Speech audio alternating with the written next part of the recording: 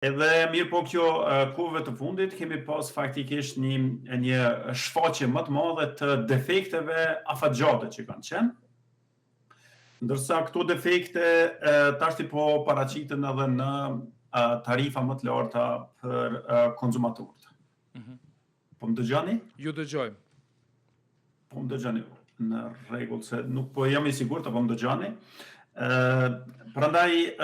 mungesa e investimeve në kapacitete të reja gjeneruese, mungesa e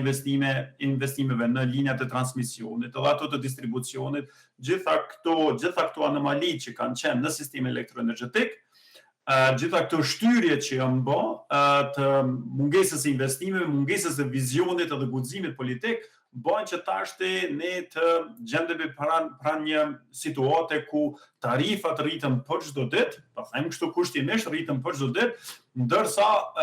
kapacitetet e reja gjeneruese nuk kemi kapacitete të reja në distribucion dhe transmision, nuk kemi modernizim të sistemit elektroenergjetik, ndërsa paratë të cilat i paguajnë qytetarët që i po në ato video të prononcimit të qytetarëve, ato para për fat të keq pjesa më e madhe e tyre shkon edhe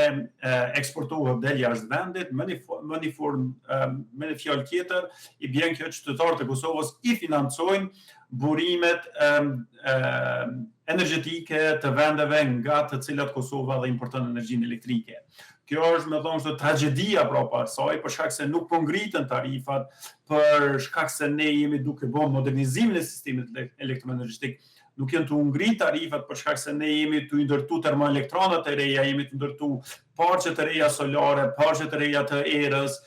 mirë po jemi të ngrit këto për me financu importin, ose me fjalë të re për me financu ngritjen e kapaciteteve të reja gjeneruese jashtë vendit.